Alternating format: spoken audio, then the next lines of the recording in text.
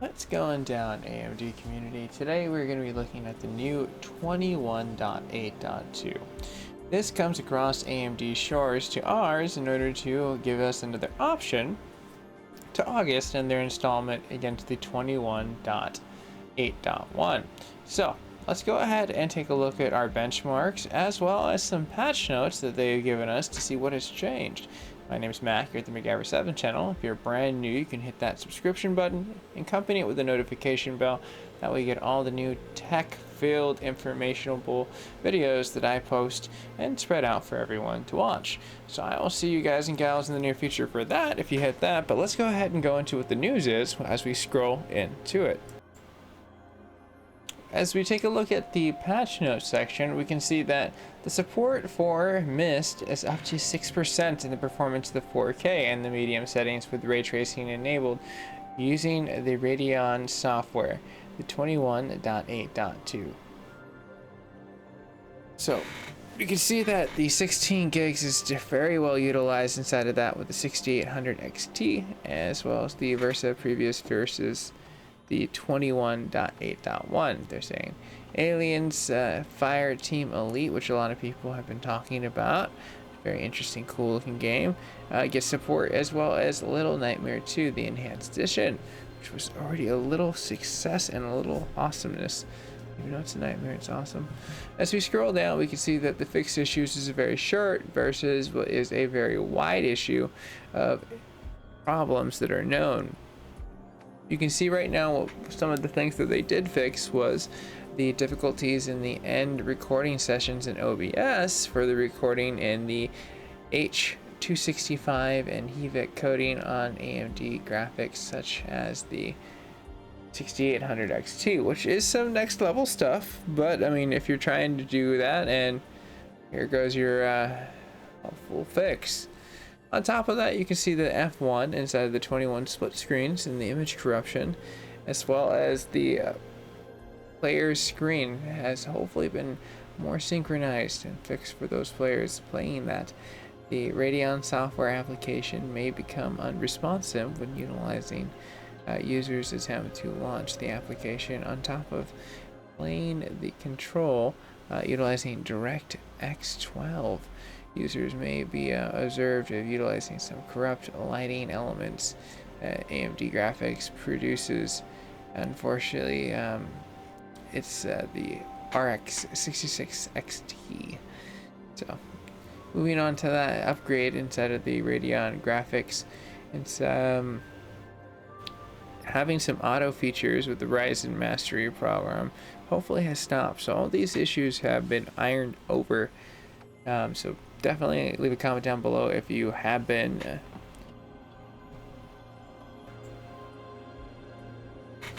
made into a victim of these issues that are still at large, and if there is other issues that are still out there too, leave a comment as well. I'd like to hear what the community has to show. Now, for as far as the known issues, you can see OBS continues to run into some background issues for some of these I guess applications when recording inside of there. Now, I've had that sometimes before myself, but just, you know, refreshing the card or just doing a fresh install, you know, clean install, sometimes definitely does help out. You know, as a creator, it's annoying, but yeah, sometimes this is your fix. Why not just roll with it, roll with the card, especially if you have something that works with you so well. The visual artifacts inside of Payday 2, those have been polished over with the 6800 XT. Inside of the investigating the black screens with the experiencing inside of Mist and the King's Hunt. You can see that the 6800 is very well working around having some portions where you can just disable the image sharpening. I guess that's going to be the nail in the coffin for the 6800 XT inside of that card right now, but at least they have a workaround. And these are brand new ones. They're not like things that have been on the list for like ever. So I've been taking the time to look at these. I'm like, hey, brand new ones, okay. For as far as the driver inside of timeouts may experience, some players have some streaming issues for as far as the Radeon card of the 500 series, that RX. You also have the crashes, unresponsive in DirectX 11 for PUBG, player unknown. you have that situation for as far as the multiplayer displays being connected to an existing mode. Now, playing for Horizon Zero Dawn also comes into a portion where the extended player of play leads to timeouts inside of the game, crashes inside of the AMD products, such as the 6700 XT. And now, there are some enhanced syncs inside of black screens with some games and configurations. Users using the enhanced sync, the portion of temporary workarounds disabling that. Also connecting to display screens with a large different resolution, refreshing the rate may have caused some flickering with inside of the Vega series. And I feel like that used to be something on like the older cards, but like mine, it's kind of really been ironed out.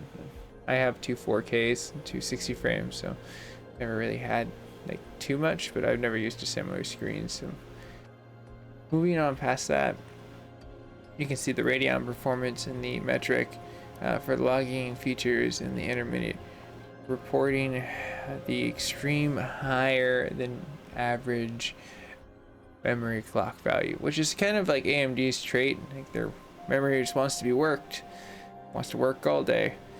But moving on to where the link issues, there are some portions for as far as some grain corruption, and like the issue with that is going to be utilizing not their HEVIC but the AVC. That's going to have your encoding, as well as footnotes. You can see there's some cool stuff. But now let's go ahead and take a look for our physical benchmarks. We've gone through the patch notes, gone through the introductions. At this point in time, we need to understand, well, was the driver good? And you can take a look as the frickin' driver sized up. Right is going to be the brand new 21.8.2. The left is going to be the brand new 21.8.1. And you can see that it beats it, but it's only because the CPU is running a little better than before. It has nothing to do with the graphics score because they tie. So, I mean, it seems like this is going to be, if you were afflicted by, this driver is really good for you. Now, it definitely seems stable with installing it on the computer. It ran smooth, the install was smooth. So, I'm going to say it's cool for that. But, I mean, that was just 4K. We're looking at DirectX 12. And looking at the scores in 1080p, you can see that there's a vastly different situation. CPU is running higher in the newer driver, as well as the GPU is running a little bit higher than the last driver. As you see, the older driver on the left, it across the board is running not as optimal, but it's not breaking percentages. This is just like nominal points. Now, when we come to DirectX 11 Ultra 4K department, you can take a look and see, well, there's a great amount of stuff to be said about the old driver, as where you can see the performance in graphics definitely was higher, physics was a tad bit lower, but you can see that the combined score was a little bit, almost at a tie. I mean, it's only within 2 points. It's not really that big of a deal at that point, but somehow that amounts to like 10 extra points because the graphics is definitely taking off. But again, nominal scores, same percentage. 1080p in our DirectX 11 department, and we have Fire Strike Extreme. And you can see that this is where we have a little bit more room of growth. You almost like about 50 points in the graphics department. It falls behind a little bit on the physics for as far as the newer drivers do a better computing point.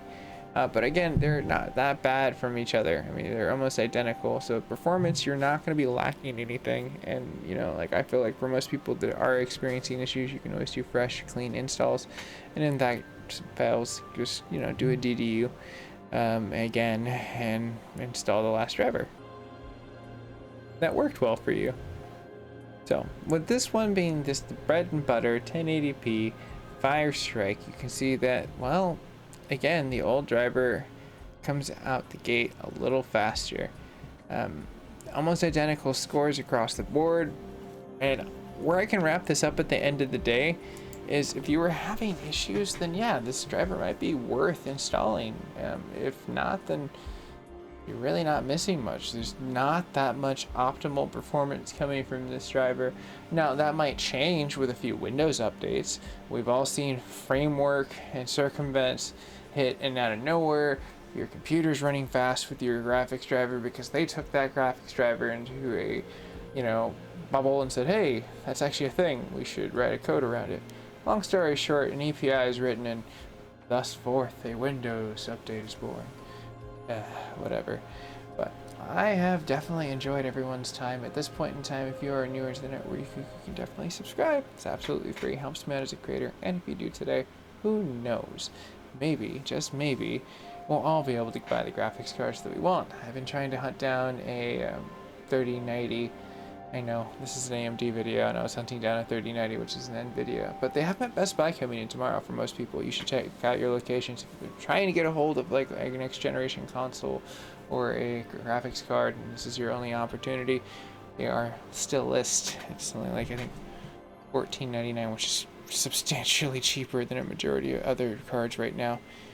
But check that out, everyone. I will see you guys and gals in the near future. Stay safe, stay classy, and I will see you there.